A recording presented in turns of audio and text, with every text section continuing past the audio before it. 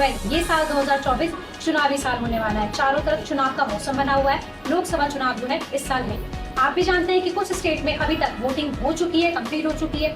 कुछ स्टेट में वोटिंग होने वाली है और कुछ स्टेट्स में वोटिंग इस समय चल रही है।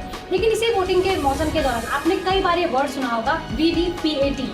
आखिर क्या है ये वीवीपीएटी? चलिए आज इसको ब्रेक डाउन करते हैं। वीवीपीएटी का मतलब है voter verifiable paper audit trail, जिसमें कि लेट्स सपोज आप जब वोट करने के लिए जाते हैं, राइट, तो वहां पर जब आपको ये एक क्रॉस वेरिफिकेशन के लिए पर्ची जो है पर्ची के तरीके से निकल कर आएगा, जब आप वोट दे देते हैं कि आप जिस एक्स पर्सन को या XYZ पर्सन या पार्टी को वोट देने गए थे, तो आपका जो वोट है वो उसी पार्टी को गया है या किसी अदर पार्टी को गया है। जैसे ही आप अपना वोट जो है ऐड करते हैं, अपना वोट देते हैं, उसके साथ ही वो मशीन जो है एक तरीके से प्रिंट होके सेफली एक बॉक्स में चले जाती है, जिससे अगर इन केस कभी ऐसा होता है, किसी तरीके का कोई एलिगेशन लगता है कि XYZ एरिया में दो पार्टीज के बीच में किसी एक पार्टी को एक्स्ट्रा वोट मिले हैं, जबकि उस एरिया में उतनी जनसंख्या ही नहीं है, राइट। लेट्स सपोज आप लगा लीजिए आपके एरिया में 2 लाख की जनसंख्या, एग्जांपल दे दूं मैं, 2 लाख की जनसंख्या है और वहाँ 2 लाख वोटिंग पड़ी है और उस पार्टी को जो है 2 लाख से अधिक वोट मिले हैं या 2 लाख के आसपास या 2 लाख से कम वोट मिले हैं। तो दूसरी पार्टी को अगर बिल्कुल ही कम वोट मिले हैं, नहीं मिले हैं, तो इसके बारे में अगर कभी ऐसा एलिगेशन आता है कि उनके वोट जो है ट्रांसफर किए गए हैं या धांधली हुई है,